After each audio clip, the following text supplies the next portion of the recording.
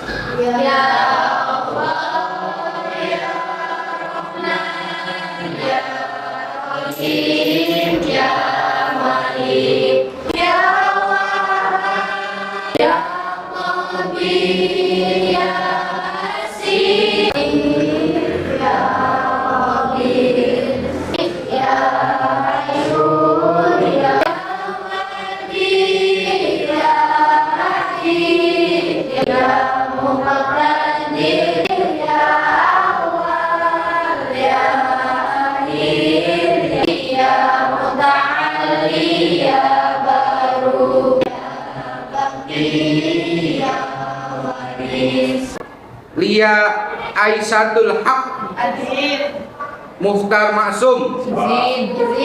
Hari ini Bapak akan menyampaikan materi tentang pernikahan di dalam Islam.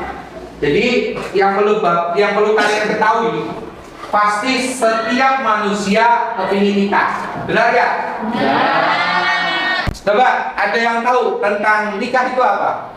Ya, silakan. Nikah itu pasangan antara perempuan dan laki-laki yang sudah menjadi makhluknya yang sudah sah menurut agama dan negara. Dan juga nikah termasuk sunnah. Sunnah. Oke, boleh. Dari arti nikah secara bahasa ataupun secara dalam yang ada di Kamus Bahasa Indonesia, ada dari pengertian yang disampaikan teman-teman tadi masuk ke sini, yaitu mengumpulkan atau menggabungkan. Kalau dalam arti secara atau di dalam Kamus Bahasa Indonesia, nikah itu adalah perjanjian antara laki-laki dan perempuan untuk bersuami istri, yaitu di dalam ikatan resmi, yaitu pernikahan. Kita lanjut. Nah, ini adalah nikah secara istilah. Secara syarak atau secara istilah adalah suatu ikatan lahir dan batin antara seorang laki-laki dengan perempuan yang tadinya bukan muhrim. Ingat, kalau muhrim justru nggak boleh. Misalkan ada laki-laki punya bibi itu siapa? Adiknya ibunya. Adiknya ibunya itu sudah ditinggal suaminya, masih cantik. Nah, kemudian dinikahi, ini nggak boleh karena dia masih muhrimnya. Yang tadinya tidak muhrim, setelah dia menikah akhirnya menjadi muhrim yang disampaikan tadi, menjadi muhrim. Ya, selanjutnya yaitu yang bukan muhrim sebagai suami istri dengan tujuan untuk membina suatu rumah tangga yang bahagia berdasarkan tuntunan Allah. Yang kalau kita ambil dari sunnah Rasul atau tadi maksudnya ibadah, mencari keturunan. Ya, mencari keturunan karena apa? Allah menciptakan manusia menjadi khalifah. Dan salah satu keistimewaan kita umat Nabi, umat Rasulullah Muhammad, Rasul pernah bersabda bahwa besok di yaumil kiamah Rasulullah Muhammad itu akan memperbanyak, saling banyak-banyakan umatnya dengan umat Nabi sebelumnya, Nabi Ibrahim, Nabi Nuh dan lain sebagainya. Muhammad nanti akan banyak-banyakan umat, yaitu dengan cara memperbanyak anak, yaitu supaya dididik dengan yang soleh dan solehah. Lanjut. Nah, perintah tentang pelaksanaan nikah itu ada dalam surat Ar-Rum ayat 21.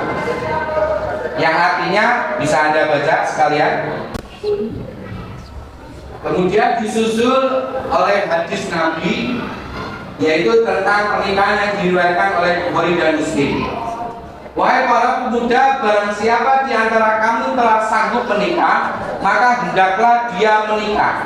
Karena sesungguhnya pernikahan itu dapat menundukkan pandangan mata dan dapat menjaga kemaluan. Nah, tadi yang disebutkan biar tidak terhindar dari zina, Mas ya.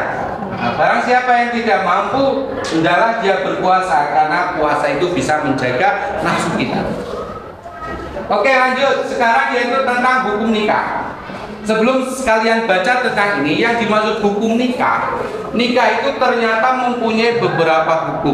Hukum yang dimaksud melihat kondisi dari orangnya, baik itu calon laki-laki ataupun calon perempuan. Ada yang nanti hukum nikah itu wajib, ada yang sunnah, mubah dan lain sebagainya. Bahkan ada nikah yang sampai haram. Untuk lebih lanjut kita lihat materinya. Hukum wajib, ini keterangannya. Ada seorang laki-laki, ekonominya sudah mapan, Mas. Terus gaya pikirnya tentang nikah dia juga udah tahu. Maka ketika dia sudah punya calon, sudah punya seorang perempuan yang siap untuk dinikahi, hukum dia wajib. Dengan catatan kalau dia nggak bisa atau tidak segera melaksanakan nikah, dia malah justru akan terjerumus ke lubang yang lebih hina, yaitu apa? Perzina. Nah, saya belum punya istri, akhirnya jajan saja di lokal. Nah, ini justru ini yang orang laki-laki ini wajib untuk segera menikah. Lanjut, sekarang hukum yang kedua yaitu hukum sunnah. Silakan sambil Anda baca. Sudah siap, sudah mampu, cuman dia itu aman dari perbuatan zina. Misal dia di lokasi yang di dunia pendidikan, misal di pondok pesantren atau di universitas, di asrama, yang dia untuk terjerembab atau terjerumus ke perbuatan zina itu dia agak jauh, atau dia bisa menahan diri. Dia tahu, oh nanti kalau saya zina dosa besar dan seterusnya. Nah, ini untuk orang seperti ini hukumnya adalah sunnah. Hukum yang ketiga,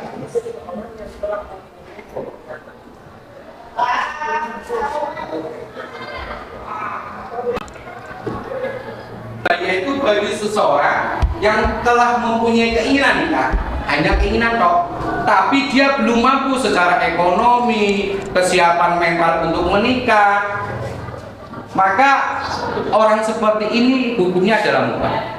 Saya ulangi ya, orangnya itu kepingin saja, sudah ada calon istrinya sudah ada, tapi kalau dia menikah, kesiapan ekonomi, mental dan sebagainya itu nggak ada, maka ini kategorinya adalah mubah. Terus kategori yang keempat adalah makruh, yaitu bagi seorang yang belum mampu atau belum mempunyai bekal mendirikan rumah tangga, keinginan belum ada, terus kesiapan dalam mendirikan ekonomi dan sebagainya juga belum ada, maka ini mubah. Yang terakhir adalah hukumnya haram. Ya, yang terakhir tadi tentang haram ya. Haram itu kalau dia niatnya nikah untuk merusak wanita, misalkan laki-laki, aku pengen nikahi anak perempuan itulah, tapi saya dendam, misalkan dia punya ada niatan jelek kepada perempuan itu atau kepada keluarganya, atau sebaliknya perempuan itu mau dinikahi laki-laki, tapi karena dia punya niat jelek, besok kalau saya jadi istrinya dia, saya tidak akan pernah melayani dia. Nah, berarti kan dia meninggalkan kewajiban ya. Nah, orang-orang seperti ini haram untuk dinikahi. Oke, lanjut. Nah, oke, setelah melihat daripada hukum-hukum nikah, bagaimana? Kalau ini saya ilustrasikan bingung. Nggak usah bingung-bingung, nikah itu sing penting harus ada jodohnya dulu atau ada calonnya dulu. Kamu kalau punya keinginan tapi nggak ada calon, ya mau menikah sama siapa? Nah, oke, lanjut. Yaitu tentang tujuan pernikahan. Ya, untuk memperoleh kebahagiaan hidup. Ya, kenapa setelah kita menikah, orang yang paling dekat dengan kita setiap hari adalah ketemu dengan keluarga. Pasti kehidupan kita akan semakin damai. Kamu buktikan saja sendiri. Artinya apa? Ketika sudah menikah, pasti orang yang paling dekat dengan kita adalah keluarga kita. Maka ketika kita menikah akan terjadi ketenangan di dalam kehidupan kita.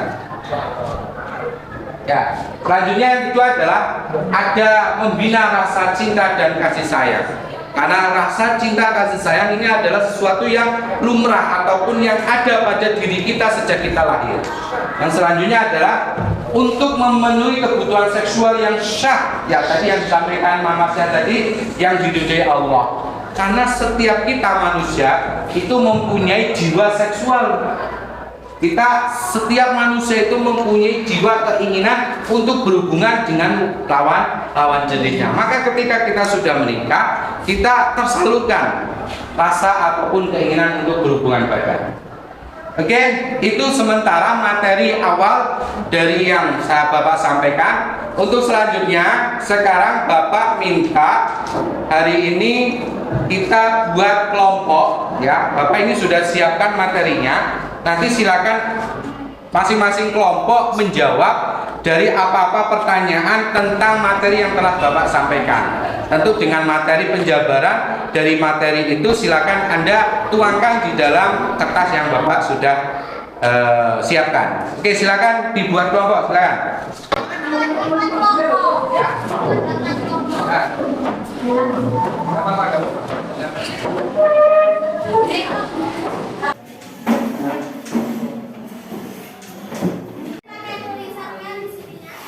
Ya ditulis di situ aja, langsung aja. Kita kasih spasi itu tujuannya untuk langsung.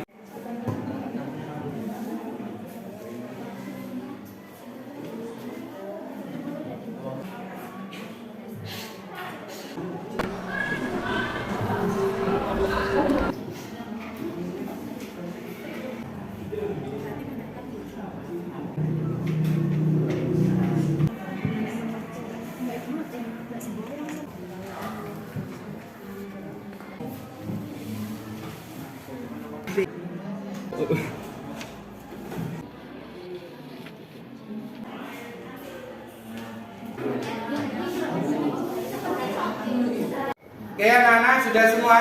Sudah.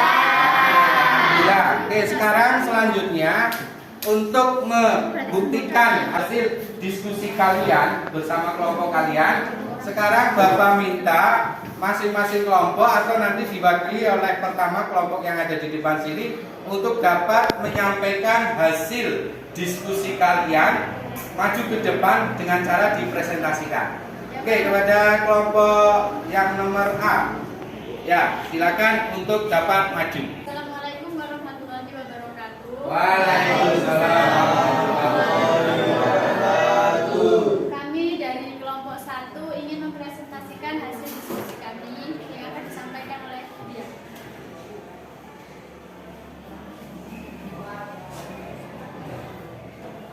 Satu, apa pengertian nikah? Perkawinan menurut hukum Islam adalah pernikahan, yaitu akad yang sangat kuat, mitsakon holizon, untuk mentaati perintah Allah dan melakukannya merupakan ibadah. Dua, bagaimana macam-macam hukum nikah? Hukum nikah itu ada yang wajib, sunnah, mubah, haram, dan makruh. Nomor 3, apa saja syarat dan rukun nikah?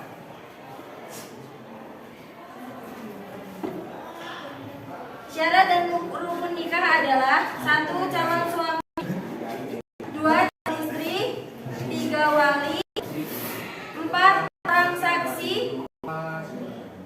Orang saksi berjumlah 2 orang, bukan budak, bukan wanita, dan bukan orang fasik. Tidak boleh merangkap sebagai saksi kalau memenuhi kualifikasi sebagai saksi. 5, hijab full. 4. Siapa saja orang yang haram untuk dinikahi, yaitu ibu, anak perempuan, saudara persusuan, anak perempuan laki-laki, dan ibu mertua. Itu haram untuk dinikahi, ya, teman-teman. Nomor 5. Apa pernikahan yang tidak?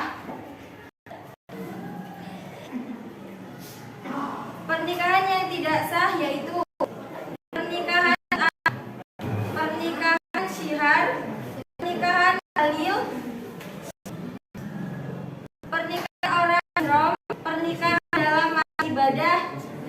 idah. Salah. Masa idah. Pernikahan dengan wanita kafir selain wanita-wanita ahli kitab. Pernikahan mahram. Sudah.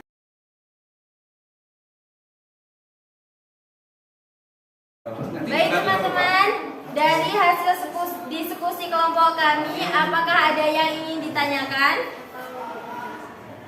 Oh ya, Iya. silakan. Ada yang mau ditanyakan hasil diskusi dari kelompok 1? Saya mau bertanya dari kelompok 4. Tolong jelaskan hukum dan pengertian menikah. Oke, pengertian hukum nikah yang wajib yaitu bagi orang yang telah mampu baik fisik, mental, ekonomi maupun akhlak untuk melakukan pernikahan. Pengertian hukum nikah yang sunnah yaitu bagi orang yang telah mempunyai keinginan untuk menikahi namun tidak dikhawatirkan dirinya akan jatuh kepada maksiat.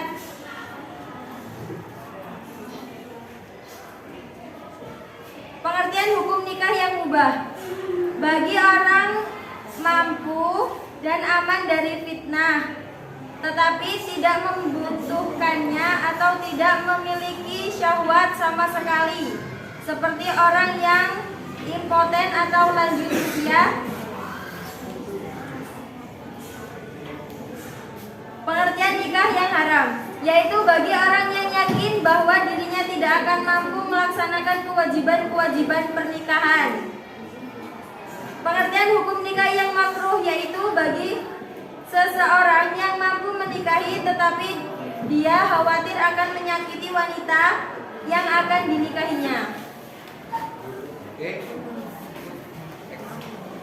Oke, tadi dari kelompok 4 sudah dijelaskan. Nanti bisa Bapak sampaikan tambahan nanti di kegiatan penutup dari materi hari ini.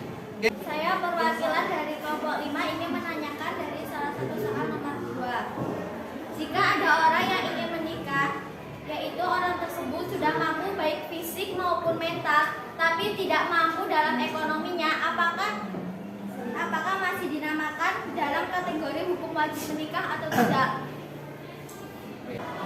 Oke, dari pertanyaannya, menurut kelompok kami itu masih ke dalam hukum nikah yang wajib. Karena setiap pernikahan itu tidak harus besar-besaran.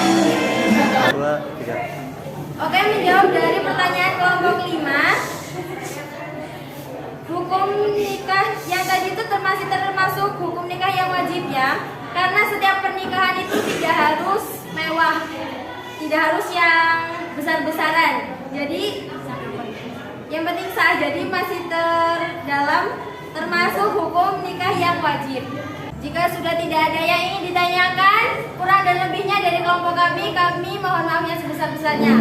Kami akhiri, wassalamualaikum warahmatullahi wabarakatuh. Waalaikumsalam warahmatullahi wabarakatuh. Oke, anak-anak sekalian, tadi kita sudah bersama-sama mendengarkan presentasi dari kelompok 1, kemudian ada timbal balik dari kelompok 4 ataupun kelompok 5 terkait dengan hasil presentasi yang ada. Pada kesempatan terakhir ini Bapak ingin menyampaikan atau menambahkan sedikit mengevaluasi daripada hasil kelompok kalian. Yang jelas harapan saya bagi anak-anak dalam suatu kelompok diskusi hendaknya semua aktif, tidak hanya 1, 2, 3 yang hanya mengaktifkan diri dalam menjawab ataupun mendiskusikan materi, tapi semuanya aktif, artinya harus bagi tugas. Kemudian hasil diskusi yang disampaikan oleh kelompok 1 terkait dengan berbagai atau beberapa pertanyaan, semisal dari pertanyaan kelompok 4, ya memang di sana ada beberapa hukum dari nikah itu sendiri. Nanti terkait tentang sunnah itu bagaimana penjelasannya ataupun wajib dan seterusnya, itu nanti bisa dibaca lebih lanjut di materi, baik itu di lewat media yang kalian punya, lewat Google dan lain sebagainya, atau dari materi classroom yang telah Bapak sampaikan. Terus kemudian terkait pertanyaan yang keempat, pertanyaan dari kelompok 4, ya, kelompok 5 ya. Kelompok 5 itu tadi sebenarnya terkait wajib dan tidaknya hukum nikah itu sebenarnya kembali kepada apakah ada maldorot? Tidak ketika dia menikah. Artinya apa? Kalau dia sudah siap mental, siap fisik, tapi gak punya duit, asalkan dia belum ataupun tidak sampai terjerumus ke perbuatan zina, hukum nikahnya belum wajib. Itu ya. Kalau dia tidak terjerumus ke perbuatan zina atau perbuatan dosa besar, hukum pernikahan dia tidak wajib. Karena tendensinya di situ. Karena selama ini masih ada beberapa orang yang akhirnya karena dia nggak kuat menahan hawa nafsu, akhirnya dia melakukan perbuatan zina. Nah, inilah orang-orang yang harus wajib untuk segera dinikahkan. Nah, itu saja kesimpulan daripada pernikahan itu. Ya udah. Oke ya, saya lupa. Ada perlu yang Bapak tambahkan yang selanjutnya, yaitu tadi tentang orang-orang yang hasil presentasi dari kelompok 1. Tadi sedikit ada yang kurang terkait dengan siapa saja orang yang tidak boleh dinikahi. Orang yang tidak boleh dinikahi itu ada dari keturunan seperti ibu, saudara, bibi dan seterusnya. Kemudian ada haram nikah karena dia saudara sepersusuan. Saudara sepersusuan itu misal ibunya waktu kecil dia nggak bisa nyusu kepada ibu kandungnya. Akhirnya anaknya dititipkan kepada tetangganya. Tetangganya kebetulan punya anak. Anaknya kebetulan laki-laki. Akhirnya nyusu ataupun disusui oleh ibu dari tetangga tadi. Kemudian sudah besar, maka anak yang tadi perempuan dan laki-laki ini nggak boleh menikah. Karena apa? Dia satu persusuan. Itu yang persusuan. Terus yang terakhir, haram nikah karena adanya pernikahan. Misal ketika perempuan menikah dengan seorang laki-laki, kemudian dia cerai, maka laki-laki tadi itu tidak boleh menikahi ibu dari mantan istrinya atau mertuanya. Mertuanya itu nggak boleh dinikahi, karena itu sama saja sebagaimana ibu kandungnya sendiri. Nah, itu saja kesimpulan dari materi hari ini. Terima kasih pada anak-anakku sekalian telah mengikuti materi ini dengan antusias. Semoga nanti pertemuan yang akan datang kita lebih paham dan mendetail tentang penjelasan pernikahan. Oke, untuk sebagai penutup mari kita sama-sama berdoa supaya apa yang telah kita lakukan pada hari ini bisa bermanfaat bagi kita semua. Oke, terima kasih. Sebagai penutup saya akhiri. Wallahumma fiqh ila aqwamit thoriq. Wassalamualaikum warahmatullahi wabarakatuh.